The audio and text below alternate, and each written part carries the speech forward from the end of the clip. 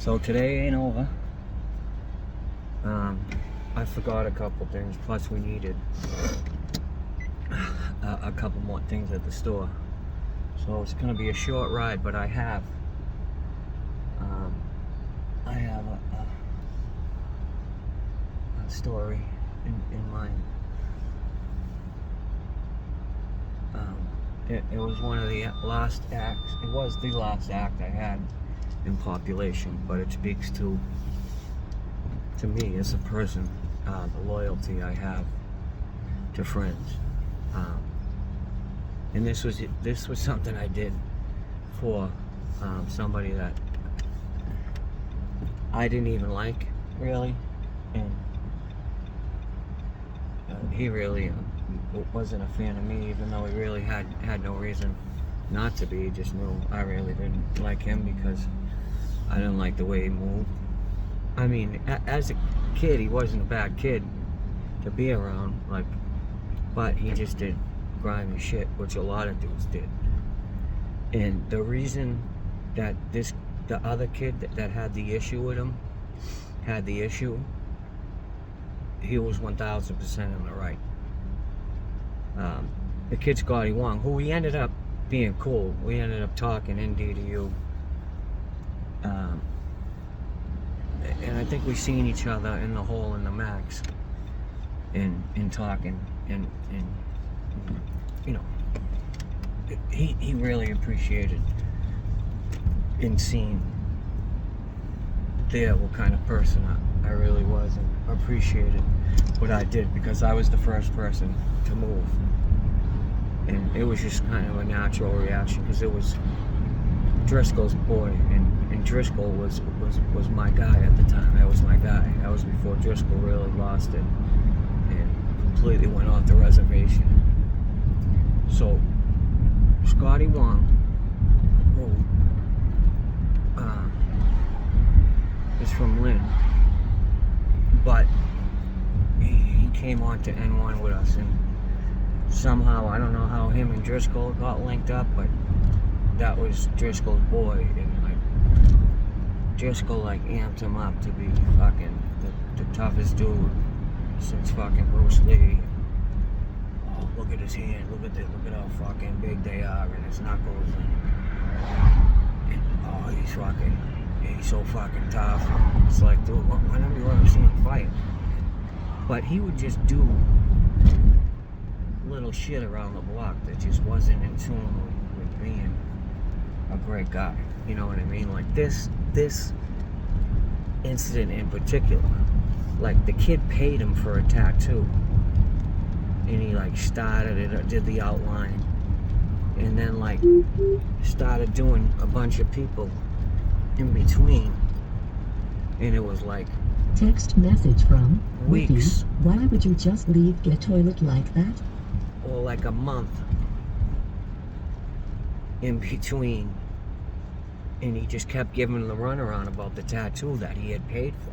And this kid really had no money. Like, he had hustled for the little money he did drawings, which weren't that good. Like, people kind of just paid because they felt bad, type of thing. My wife's texting me. I just left the toilet in shambles. It couldn't get flushed, and I completely forgot to say anything. So that was on my part. I should have definitely said something, because I left a couple juicy logs in there. Oh, she's pissed, which she has every right to be. I feel like an asshole, but so he was pissed, and he had every right to be. This kid Sully, who was not even from Massachusetts, he was from Rhode Island. And so Sully was going around and telling people, but telling other races and shit, he was gonna move on Scotty. I'm gonna move on Scotty. I'm gonna move on Scotty. But here's the problem here, and here's where prison politics come in. Like, because Driscoll had him around so much, and like a couple other guys had him around, like Jerry started having him around, because like I think Driscoll started to convince Jerry that he was tough because an incident happened where somebody called Jerry out, offered him in a cell, and this is a true story, I swear on my fucking kids. Jerry called Scotty to the cell, because Scotty was a runner, and said, hey, Matty Quinn just called me in the cell, go fight him. This is how Jerry was. This was his thinking, right? He thought like he really like had it like that, where he had mind control over dudes, where he could just get flipped with people, right? Because he got flipped with Matty. And if anyone knows Matty Quinn from West Roxbury, Matty's not having that. Matty's not fucking letting anyone talk to him like that. And that Jerry can just send someone up to fight his battle for him. And Scotty goes, are you fucking kidding me? Are you crazy? You go fight him. Your beef. What do I look like? And he knew like what that would look like if he went and fought him. And Scotty isn't like nobody's bitch. I'll give him that. He wasn't, and he knew. He seen right there what Jerry was trying to do with him, and he took a step back right there. So like people we had Scotty around enough. He was with us so that people could assume that he was one of us, but he was a hang around, and he was friends of Boyle's. So by him running around telling other races that he's going to move on somebody that a lot of people on the block could think was a Boyle, even though he wasn't, I was like, nah. So I ran right to Scotty and I told Scotty, yo, this kid's running around telling. Now these were dudes that were cool with me. These are dudes from Boston that I would break bread with, I would even eat with, and I would call these dudes my friends. You know what I mean? So like they would come tell me if something was gonna pop off, and vice versa. I would tell them if something was gonna pop off with us, so they could go get things done before we were gonna get locked down. And, so they gave me the respect of telling me, hey, this kid's running around telling dudes, blah, blah, blah. So I'm like, yo, Scotty, this kid's running around telling people he's gonna move on me. And he was like, oh, well, I'll grab him later. I goes, what? Grab him later? What the fuck are you talking about? This kid can move on you at any point. And from what I take, he will. So, like, I'm like, you gotta do it now. We just came from gym, and we only got like 15 minutes after gym to like shower and do your thing. And I had already took my shower and shit, so like I'm, you know, and we all had pretty much taken our showers. I had just dropped like fucking 30 in the league game against the Bloods, and had put work in on the basketball court. And if dudes were there, you know. If you were there, you know. I did it to them. And I would like to, for somebody that was there or around to say otherwise, that I didn't put that work in on the court. And put that blood team away, because I did. I was like Jimmer, like pure Jimmer range out there. But so I was all amped up to begin with, right? I was feeling it. So I'm like, you need to go grab him right now. So he did, because he could see like I wasn't playing. Like, you need to do this. Like, you better do this right now. So he grabbed him, pulled him in the cell, and guys that have been around know that unmistakable feet squeaking of a fight.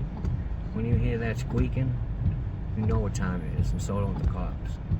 So as soon as I heard that feet squeaking, I just reacted. And this is a dude that I don't really fuck with like that. But like I said, it was Driscoll's boy, and Driscoll was my guy. So I just reacted, and I jumped in. I ran right in that cell, and I jumped in. But once I did that, I seen Cullum coming big ass column from Salty. So I figured now, Scotty's a pretty big kid, decent kid, and we got Cullum. Like, so I went right to trying to use my head. Like, let me wrap this kid up, right? So I wrapped my fucking body around his legs and around his bottom half so he couldn't cover up. You know what I mean? Because I've been in instances where dudes just curl up in a ball and keep themselves from really getting injured. So I figured like dudes would take cue if I did that, right? And he said it to someone after, like that was kind of ill what John did. But dudes didn't like really take cue into what John was doing, and like someone maybe try to put him in a full Nelson, and then dudes just, because Driscoll jumped in, Driscoll was the fourth, because he figured I have to, if these dudes are, this is my guy. Like, so I mean they put in, you know, semi work on this dude, but it was right next to the cop's desk. They had already frozen it up before I even jumped in, and they were coming in, and you know, the dude was, I didn't even really see like what damage they had done to this kid. He had kind of got fucked up, but not as bad as he should have. But I didn't throw any punches or kicks. I think I threw one or two punches when I came in, but I was really focused on doing what I could do to make sure that he couldn't curl in the ball, so these dudes could really put that work in on him, and they just really weren't critical thinkers like I was, and they were all three people going for the same area, so they're all getting in each other's way. Like, that doesn't work.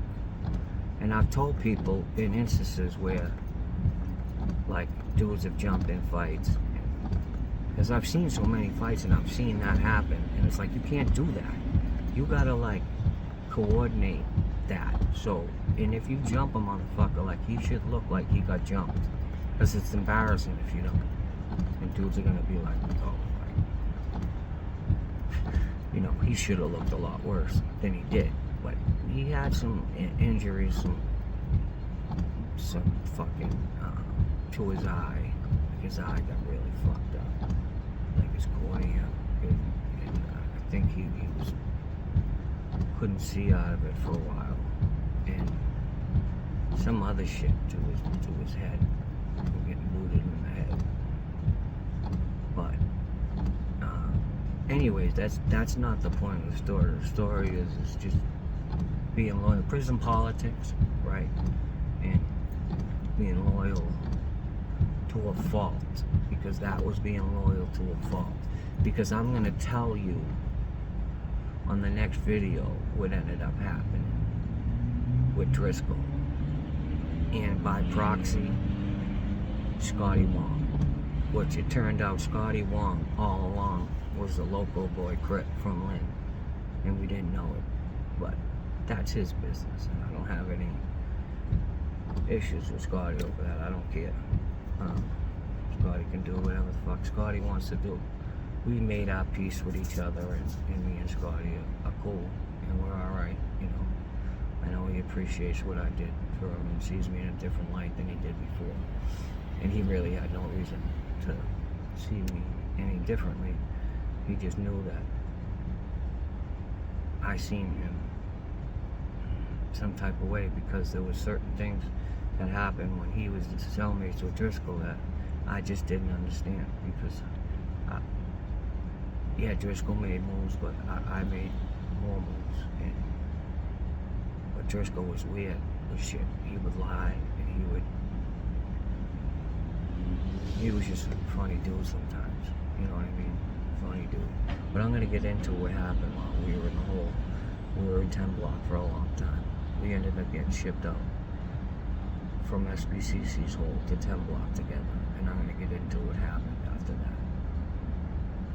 Okay, peace. Next video.